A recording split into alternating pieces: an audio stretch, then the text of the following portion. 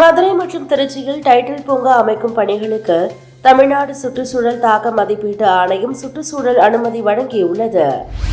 டெல்லி மாநில சட்டசபை தேர்தலுக்கான பாஜக தேர்தல் அறிக்கையில் பெண்களுக்கு மாதந்தோறும் ரூபாய் 2500 வழங்கப்படும் என்று அறிவித்து உள்ளது குறித்த செய்தியாளரின் கேள்விக்கு தமிழ்நாடுதான் இந்தியாவிற்கு முன்னுதாரணமாக செயல்பட்டுக் கொண்டிருக்கிறது. தற்போது திராவிட முன்னேற்றக் கழக ஆட்சியின் பல்வேறு முக்கிய திட்டங்களை இன்று மற்ற மாநிலங்களும் பின்பற்றிக் கொண்டிருக்கிறது. இப்போது பாஜகவும் பின்பற்ற தொடங்கி இருக்கிறது. வாழ்த்துகள் என கனிமொழி எம்பி பதிலளித்து உள்ளார். பரந்தூர் போராட்ட குழுவினரை சந்திக்க தாவேக தலைவர் விஜய் போலீசாரிடம் அனுமதி கேட்ட நிலையில் தற்போது போலீசார் அனுமதி அளித்து உள்ளனர். இதனால் திட்டமிட்டபடி விஜய் பரந்தூர் செல்ல இருக்கிறார். சென்னையில் இன்று தங்கம் விலை சவரனுக்கு ரூபாய் 120 குறைந்து 59,480 ரூபாய்க்கு விற்பனையாகிறது.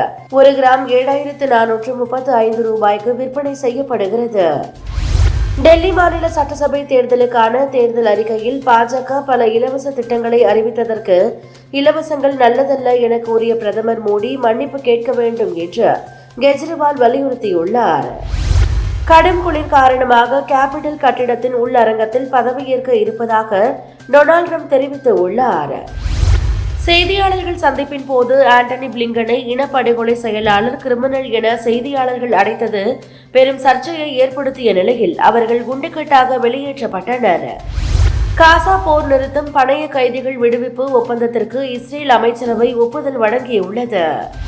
இலங்கைக்கு எதிரான தொடரில் ஆஸ்திரேலிய அணியின் கேப்டனாக ஸ்மித்தை நியமனம் செய்ததை முன்னாள் வீரர் ஜான்சன் விமர்சித்து உள்ளார்.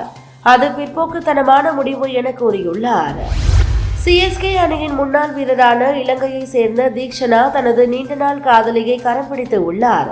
தீக்ஷனா ஆர்த்திகா திருமணம் நேற்று நடைபெற்றது.